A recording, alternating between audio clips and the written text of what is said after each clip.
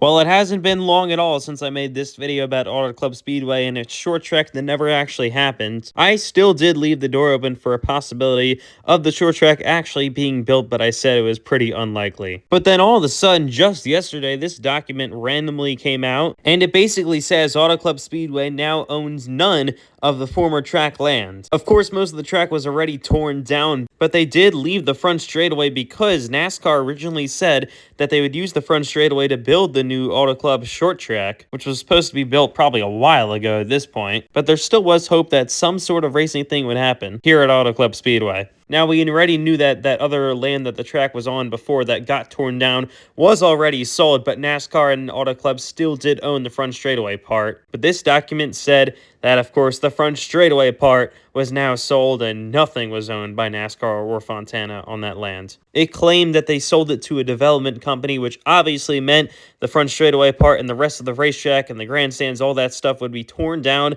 and built into probably some warehouse and maybe homes, something like that. I don't know if it actually states on this document who they actually sold it to. But that part wasn't really important because when this document came out yesterday, we all knew it was over for Fontana and the Auto Club Speedway short track would never happen. That was until today, something really interesting came out from Bob Pockrass. This was around 10:30 this morning if you're watching the video the day it comes out that he posted this. He basically says that, to my understanding, NASCAR actually still does own that Fontana land. And the document we got yesterday, which we thought was saying that NASCAR actually sold Fontana's land off, actually was about an easement, which is basically allowing somebody else or something with the city, the town, like another company, use that land, but you're still owning it. Usually it's for utilities or something like that. And no, I don't think that means that they're trying to put utilities in for the new track. That just doesn't really seem what the meaning of this is. He then goes on to say that NASCAR actually confirmed that it was a cancellation of the easement, meaning whatever company,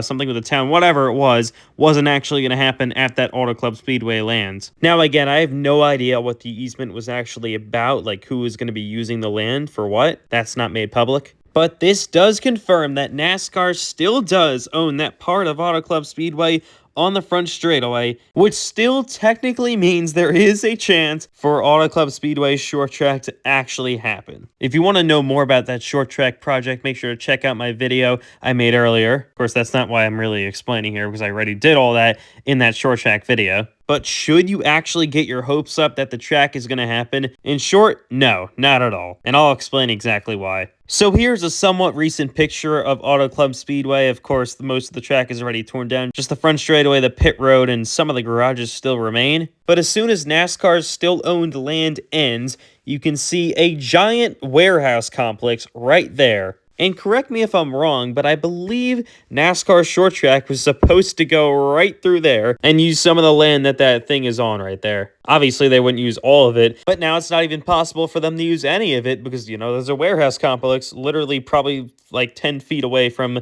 where the track ends. Here's a wider view that shows the other end of the front straightaway as well, and you can see they don't have a lot of land to work with at all. On the other side, there's a little fence here on the bottom that kind of divides where NASCAR's land and the other people's, whoever owns that land, is as well. So the only land NASCAR still owns is the front straightaway that's still remaining. Some of pit road and then maybe a couple of those garages, but that's it. Where are you going to fit a whole racetrack complex there in between probably two warehouses or maybe one warehouse and one development complex? And a racetrack can't go that close to those two things, even if it was going to be really tiny, which it wasn't even going to be extremely small.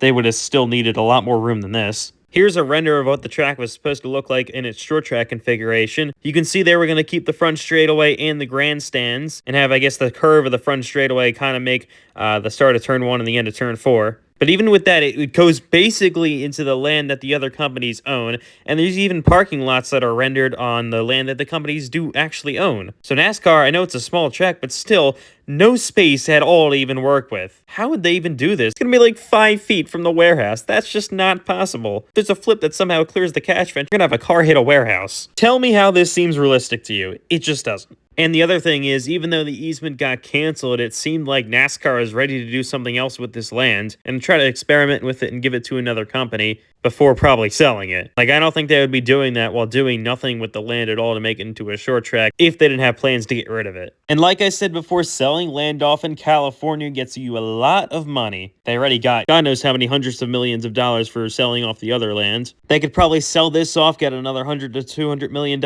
or they could keep it, lose that profit, and then have to spend a ton of money building a short track. Tell me what you think NASCAR would do. With all that, this kind of just leaves us at a dead end, and pretty much proves that even though NASCAR hasn't officially sold off the land, they probably will in the future, and the Auto Club Speedway Fontana short track will never actually happen. Which obviously sucks, not only because Auto Club Speedway was such a great track, but because NASCAR used to have 2 events in Southern California, the LA Clash and then of course this Fontana race. Now they have 0, and their only permanent track that was here is now gone. And then obviously the temporary LA Coliseum track is gone as well, but that was obvious. So while it's not officially dead yet, I think we can just about, like we have been for the last few years, say Auto Club Speedway's short track is never going to happen. But there still is one very special memory that was left on the remaining front straightaway, which are the burnout marks from Kyle Busch's win in the last ever NASCAR Cup Series race here at Fontana. After an incredible career he had here at Auto Club Speedway,